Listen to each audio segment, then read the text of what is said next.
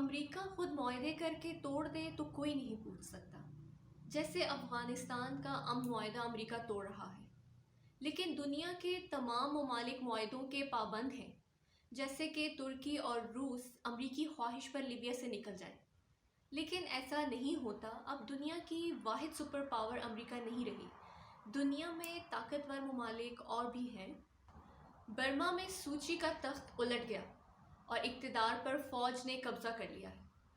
امریکہ، بھارت اور اتحادی ممالک چیخ رہے ہیں کہ یہ سب کچھ چین نے پاکستان سے کروایا ہے۔ مودی کے تعلقات سوچی سے بہت زیادہ تھے۔ امریکہ اسرائیل یعنی ٹرائیکا کے مفادات کا مکمل تحفظ کیا جا رہا ہے۔ مفادات کی جنگ ہے تو چین اور پاکستان نے بھی اپنا مفاد دیکھنا ہے۔ ہمارے بہت سے مفادات ہیں۔ برما میں ڈیفنس انسٹالیشن کرنی ہے، پانی اور زمین پر بھارت کے خلاف جہاں ٹرائیکا کو نقصان ہوگا چین اور پاکستان وہاں موجود ہوں گے۔ اصل تکلیف یہ ہے کہ پہلے دنیا امریکہ سے پوچھ رہی تھی اقتدار پر قبضہ کرنے سے پہلے، اس دفعہ چین اور پاکستان کے آشیرواد سے کام ہو گیا۔ جو کچھ بین الاقوامی امریکی اور بھارتی میڈیا چیخ رہا ہے، ان کی چیخیں یہ بتا رہی ہیں کہ دشمن کو کتنی تکلیف پہنچی۔ پھر ایک نیا اسکینڈل ایجنسیز نے کھول دیا۔ بنگلہ دیشی حکومتی سربراہ حسینہ واجد اور آرمی چیف جنرل احمد عزیز اسرائیلی حکومت اور فوج سے مکمل رابطے میں تھے۔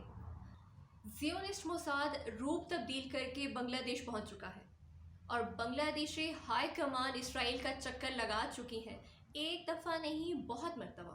اسرائیل کو تسلیم کرنے ہی والے تھے کہ سارا بھانڈا پھوٹ گیا۔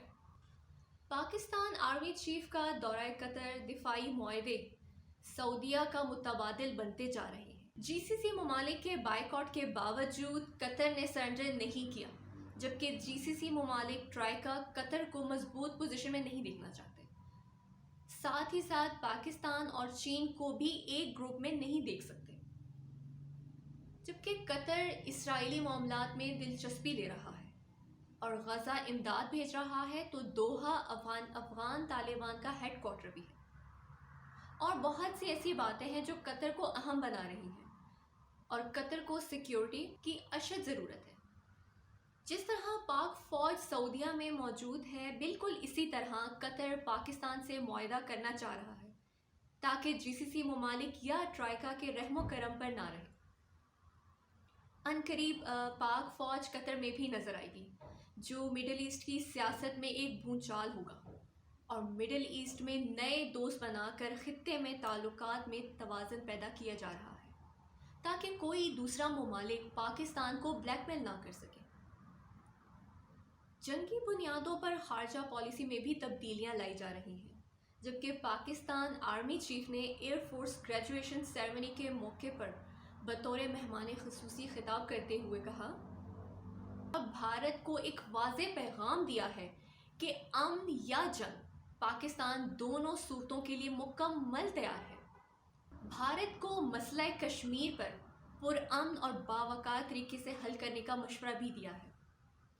جبکہ اقوام متحدہ کی جنرل سیکرٹری نے اپنی 2021 کی پہلی نیوز کانفرنس میں بھی کہا ہے کہ اگر پاکستان اور بھارت مل کر اپنے مسائل کا حل نہیں نکالیں گے تو ان دونوں کے درمیان ہلکی سی چنگاری کسی بھی وقت ایٹمی جنگ میں تبدیل ہو سکتی ہے، جو کہ پوری دنیا کے لیے انتہائی خطرناک ہوگی۔ ان سب دوستوں کو اب سمجھ آ جانا چاہیے کہ اکانومسٹ میگزین میں کہاں ایٹمی حملے کی پلاننگ ہو رہی ہے۔ دوسری جانب بھارت میں مودی ہندتوا ایجنڈا اور RSS بی جے پی کے سورماؤں کا اصل چہرہ بین الاقوامی میڈیا پر منظر عام پر آ رہا ہے۔ دنیا ان کے خلاف بولنا شروع ہو چکی ہے، جبکہ سکھ کسانوں نے ملک گیر ہڑتال جاری رکھی ہوئی ہے۔ کسانوں کے احتجاج کو پولیس اور بھارتی افواج مل کر قابو کرنے کی کوشش کر رہے ہیں۔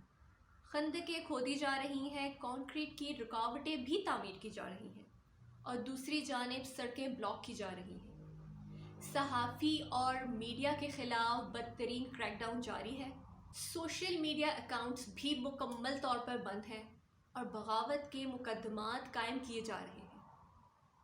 میڈیا سکھ رہنماؤں، کسانوں اور سپورٹرز پر بھارت میں غیر اعلانیہ مارشل لاء لگ چکا ہے اور انسانی حقوق کی بدترین خلاف ورزی بھی جاری ہے۔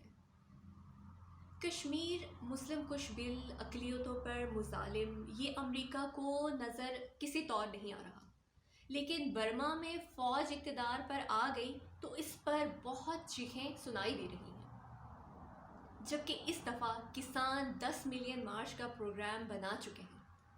لیکن یہاں سب سے مزے کی بات یہ ہے کہ عام آدمی بھی ان کے احتجاج میں شامل ہو سکتا ہے۔ پی ٹی ایم اے کی بیرونی فنڈنگ اور بیرونی رابطے اور ساتھ ہی ساتھ پختونستان کے حوالے سے سب کچھ پتہ لگایا جا چکا ہے۔ آئین پاکستان کو تسلیم کرنے والوں کے لیے کوئی قدغن نہیں، اپنا آئینی حق استعمال کر سکتے ہیں، لیکن پی ٹی ایم اے میں شامل بیرونی عناصر کے خلاف مکمل طور پر کارروائی شروع ہو چکی ہے۔ ایران افغان بارڈر سے سی پیک روٹ کو سبوتاژ کرنے کے لیے خونی دہشت گردی کا پلان بھی سامنے آ چکا ہے، جس کے بعد آپریشن میں تیزی لاتے ہوئے مکمل طور پر صفائی کر دی جائے گی۔ اور میں یہاں ایک اشارہ بھی دوں کہ نہ رہے گا بانس اور نہ بجے گی بانسری، یعنی کسی غدار وطن کو، اندرونی یا بیرونی کو، نہیں بخشا جائے گا۔ حالات ایسے ہو چکے ہیں کہ یا تو غدار رہیں گے یا ہمارا وطن عزیز۔